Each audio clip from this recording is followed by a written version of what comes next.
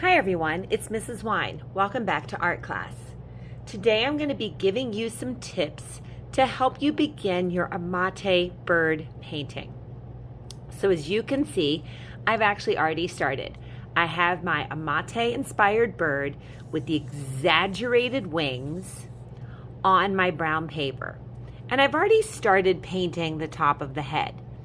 You can also see that I've chosen a few colors from my paint palette over here, and notice I've chosen all warm colors. I have a yellow, a bright pink, and a neon orange.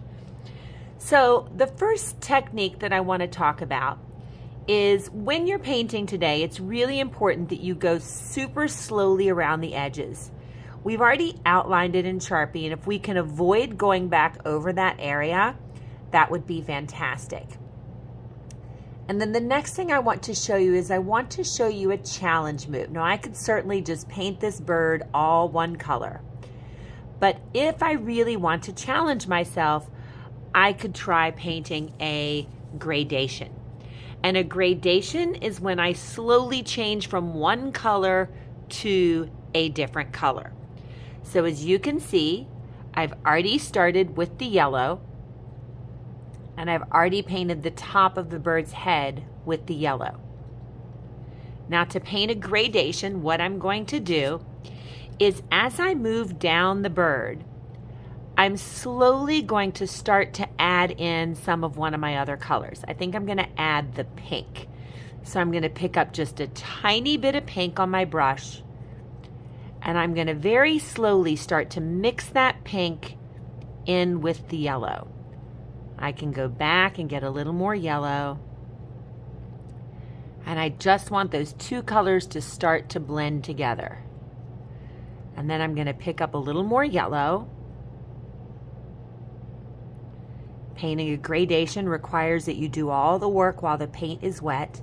And then again, I'm going to pick up just a tiny bit of pink, and I'm going to mix that pink in with the yellow.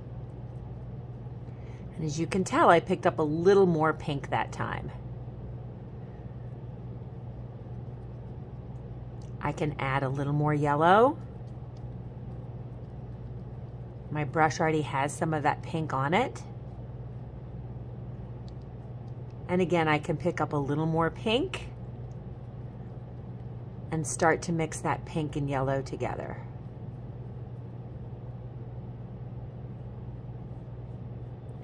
And the trick to a really, really good gradation is you're not going to be able to tell where I go from one color to the other.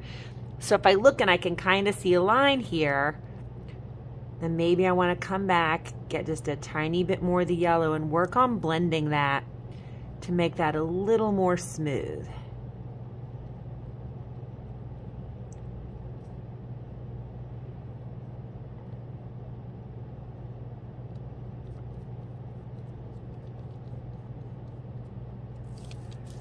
So now I've got more pink. I still have the yellow on my brush, so it's still mixing in just a little bit. And then finally, when I get down to the bottom half, it's really going to be all that pink. So in a nice gradation, you're going to move very, very slowly from one color into the other. Sometimes you have to go back and work those areas a little bit. You don't want it to look too striped. So now I can pick up a little bit of that yellow, work to blend that in a little more. Oops.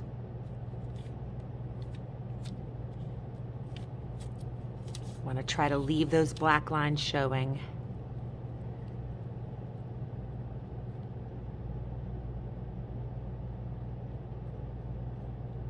And it's really hard to get it exactly perfect. So I just want to do the best I can at getting those colors nice and blended. And again, once I'm all the way done with the gradation part, then I can just finish out the last part with just the pink.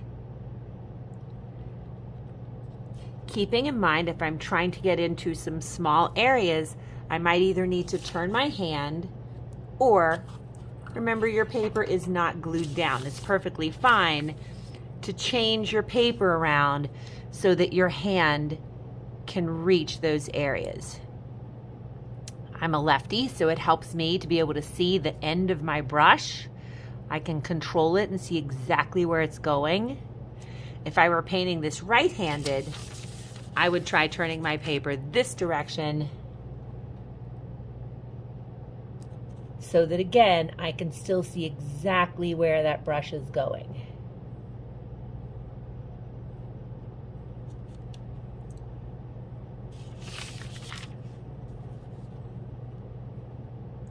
A couple of other things to keep in mind is if you're trying a gradation, it's best to do it on a really large area. You don't have to do gradations at all, and you certainly don't have to do gradations everywhere. It's perfectly fine for many areas of your painting to just be one solid black color. A couple of other things to keep in mind is you are going to have some different sizes of brushes. If I were trying to paint the beak, which is the next part that I'm going to do, I would certainly not try to paint this small beak with this large brush. If I were trying to paint the beak, I might come in and I might start with a very, very small brush that would allow me to get into those small areas.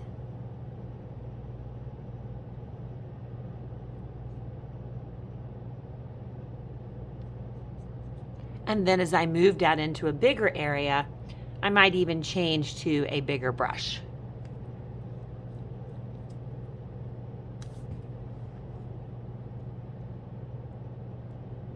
I hope you have a wonderful week. I can't wait to see the colors that you are using. Remember, go slowly and carefully. And until next time, keep on creating.